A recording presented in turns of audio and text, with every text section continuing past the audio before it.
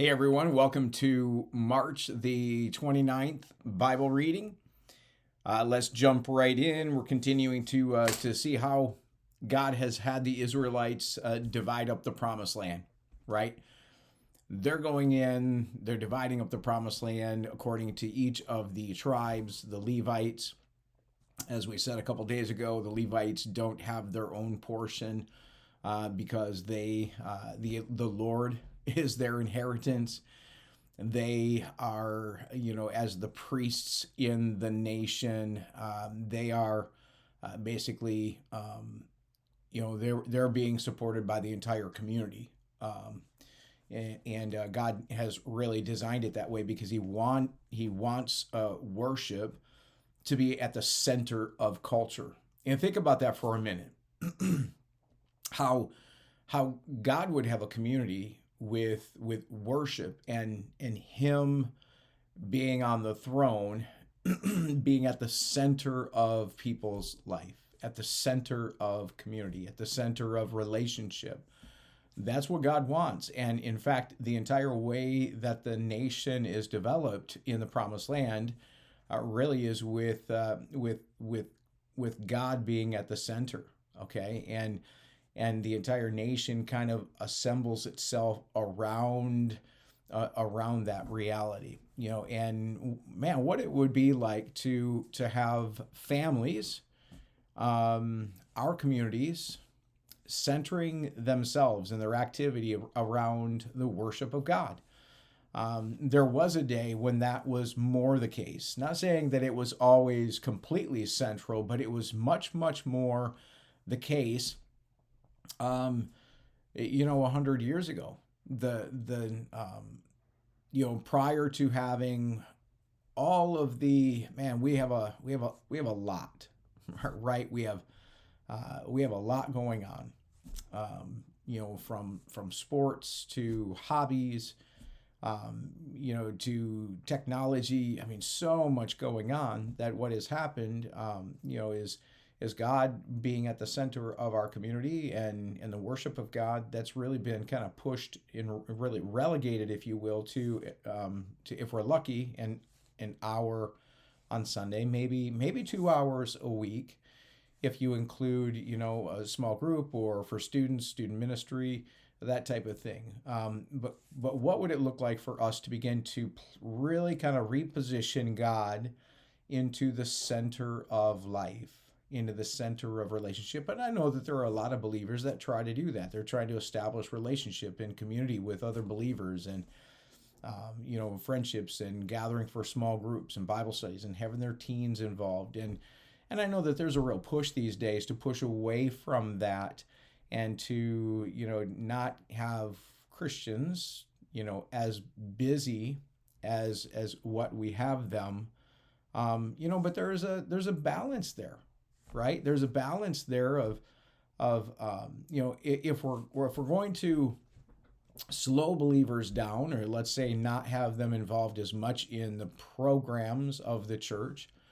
The whole goal of that, okay, is to make sure that we have believers that are actually on mission, right? That they have enough time to be out on mission, reaching the world for Christ, sharing their faith, developing relationships with unchurched or unsaved people, and making sure that they're on mission. But here's the thing, here's, I guess, the caveat that I would have is let's make sure that if we're doing that there really are authentically releasing believers out into the world who are actually living on mission.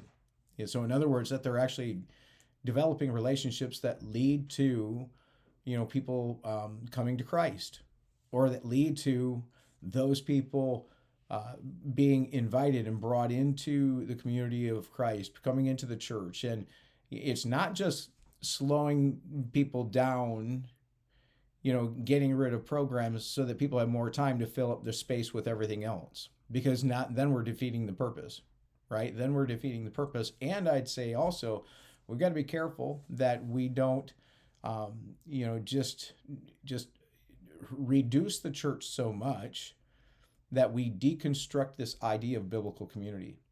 Okay, and that we deconstruct this idea of that the believers need to be, together, and that God needs to be at the center of people's lives and not just relegated to an hour or two. Okay, so I think that's an important balance. And so just remember, as again, kind of 10,000 foot view that we keep trying to push, this idea that God's trying to create a culture of people that's surrounded by pagan nations to develop community and culture that has the worship of God at the center of life. Okay, so let's jump back in. March 29, Joshua chapter 19. Okay, this is the land that's given to Joshua. After all the land was divided among the tribes, the Israelites gave a piece of land to Joshua as his allocation. For the Lord had said he could have any town that he wanted. He chose Timnath-Serah in the hill country of Ephraim. He rebuilt the town and lived there. These are the territories that Eleazar the priest, Joshua the son of Nun, and the tribal leaders allocated as grants of land to the tribes of Israel by casting sacred lots in the presence of the Lord at the entrance of the tabernacle at Shiloh. So the division of the land was completed. Joshua chapter 20. The Lord said to Joshua, "Now tell the Israelites to designate the cities of refuge as I instructed Moses. Anyone who kills another person accidentally," okay, underline that, accidentally and unintentionally, can run to one of these cities. They will be places of refuge from relatives seeking revenge for the person who was killed. Upon reaching one of these cities, the one who has caused the death will appear before the elders at the city gate and present his case. They must allow him to enter the city and give him a place to live among them. If the relatives of the victim come to avenge the killing, the leaders must not release the slayer to them, for he killed the other person unintentionally and without previous hostility. But the slayer must stay in that city and be tried by the local assembly, which will render a judgment. And he must continue to live in that city until the death of the high priest who was in office at the time of the accident. After that, he is free to return to his own home in the town from which he fled. The following cities were designated as cities of refuge: Kadesh of Galilee in the hill country of Naphtali, Shechem in the hill country of Ephraim, and Kiriath Arba, that is Hebron, in the hill country of Judah. On the east side of the Jordan River, across from Jericho, the following cities were designated: Bezer in the wilderness plain of the tribe of Reuben, Ramoth in Gilead in the territory of the tribe of Gad, and Golan in Banish in the land of the tribe of Manasseh. These cities were set apart for all the Israelites, as well as the foreigners living among them. Anyone who accidentally killed another person could take refuge in one of these cities. In this way, they could escape being killed in revenge prior to standing trial before the local assembly. Joshua 21. The towns given to the Levites.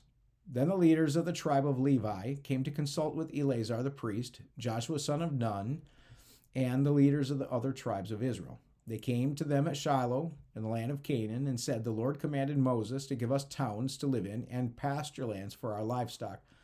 So by the command of the Lord, the people of Israel gave the Levites the following towns and pasture lands out of their own grants of land. The descendants of Aaron, who were members of the Kohathite clan within the tribe of Levi, were allotted 13 towns that were originally assigned to the tribes of Judah, Simeon, and Benjamin. The other families of the Kohathite clan were allotted 10 towns from the tribes of Ephraim, Dan, and the half-tribe of Manasseh. The clan of Gershon was allotted 13 towns from the tribes of Issachar, Asher, Naphtali, and the half-tribe of Manasseh and Bashan. The clan of Merari was allotted 12 towns from the tribes of Reuben, Gad, and Zebulun. So the Israelites obeyed the Lord's command to Moses and assigned these towns and pasture lands to the Levites by casting sacred lots. The Israelites gave the following towns from the tribes of Judah and Simeon to the descendants of Aaron, who were members of the Kohathite clan within the tribe of Levi, since the sacred lot fell to them first: Kiriath Arba, that is Hebron, in the hill country of Judah, along with its surrounding pasture lands. Arba was an ancestor of Anak.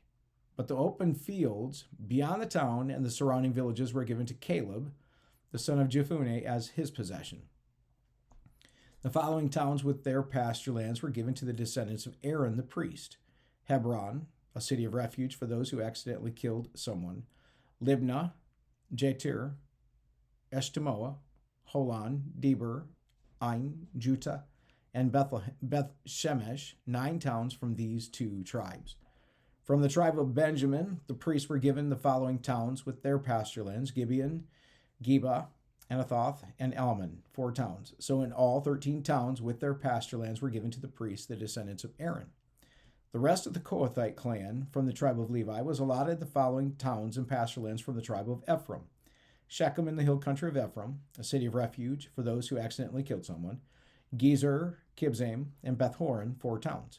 The following towns and pasture lands were allotted to the priests from the tribe of Dan: Eltekeh, Gibbethon, Ajalon, and Gath-Rimmon, 4 towns. The half-tribe of Manasseh allotted the following towns with their pasture lands to the priests: Tanakh and Gath-Rimmon, 2 towns.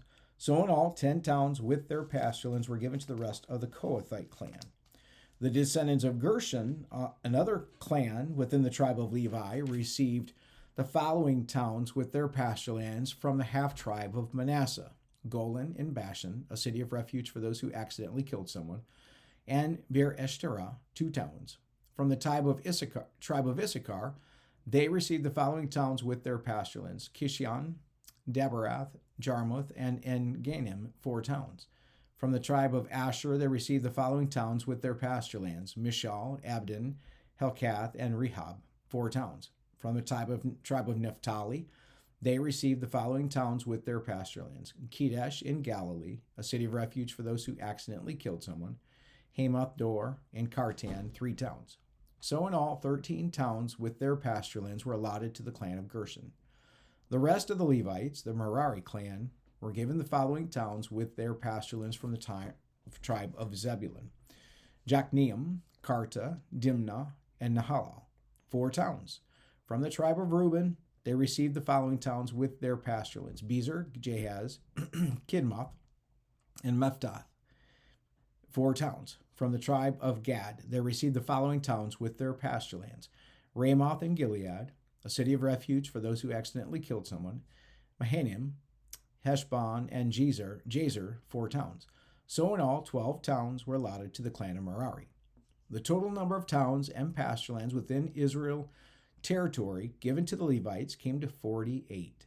Every one of these towns had pasture lands surrounding it. So the Lord gave to Israel all the land he had sworn to give their ancestors, and they took possession of it and settled there. And the Lord gave them rest on every side, just as he had solemnly promised their ancestors. I would underline that. Verse 44 is important. None of their enemies could stand against them, for the Lord helped them conquer all their enemies. Not a single one of all the good promises the Lord had given to the family of Israel was left unfulfilled. Everything he had spoken came true. That's another verse that I have underlined, verse 45. Okay, now we're just going to jump over real quick because we're chronologically reading. We're going to jump over to 1 Chronicles chapter 6, verse 54. And in Chronicles, again, is chronicling. It's a historic account of the same things that we're just reading.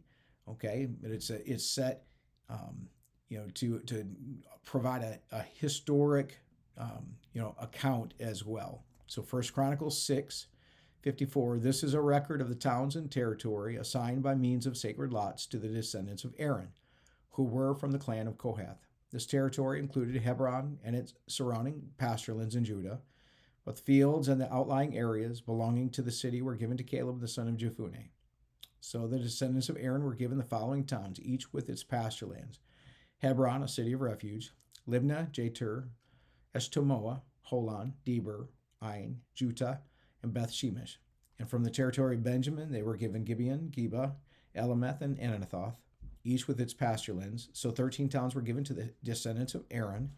The remaining descendants of Kohath received 10 towns from the territory of the half-tribe of Manasseh by means of sacred lots. The descendants of Gershon received by sacred lots 13 towns from the territories of Issachar, Asher, and Naphtali, and from the Bashan area of Manasseh east of the Jordan.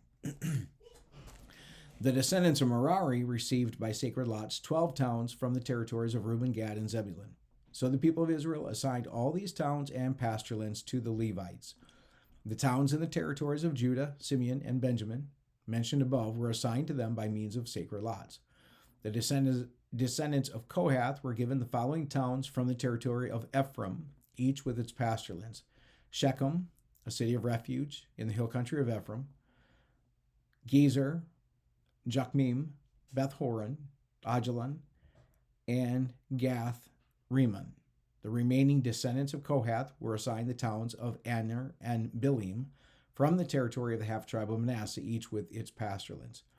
The descendants of Gershon received the towns of Golan in Bashan and Ashtaroth from the territory of the half-tribe of Manasseh, each with its pasture lands. From the territory of Issachar they were given Kedesh, Debaroth, Ramoth, and Enim, each with its pasture lands. From the territory of Asher they received Mashal, Abdon, Hukok, and Rehob, each with its pasture lands.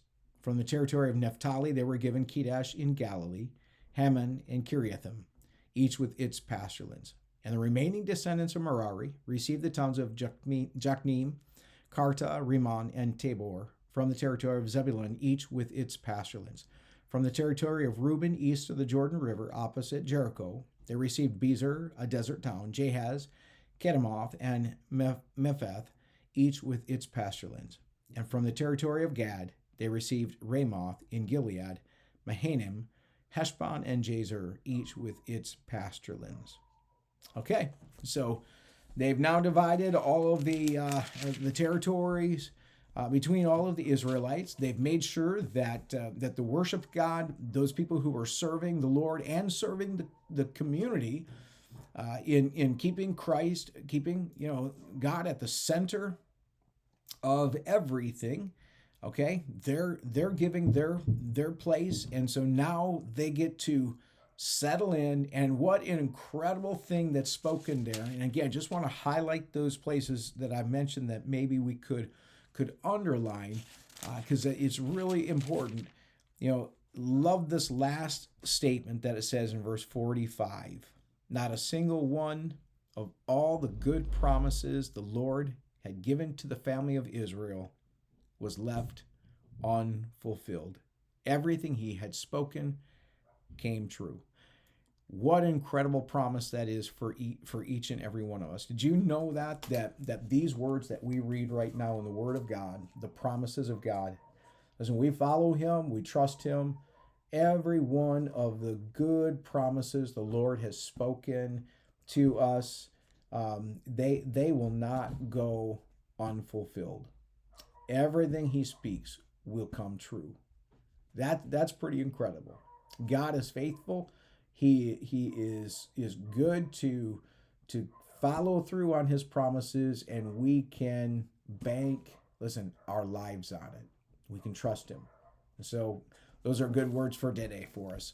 Well, I'm grateful for each and every one of you. I'm glad that you have joined me today, and I look forward to jumping back in with you tomorrow to continue reading through the book of Joshua.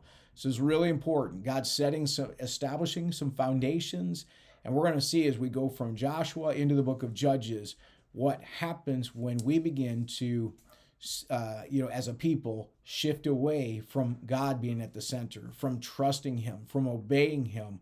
We're going to see what happens when the dominoes begin to fall. So you're going to want to keep reading with us, keep up on this, because there's more to come and some great lessons for us to learn. All right, well, God bless you. I hope you have a really great day.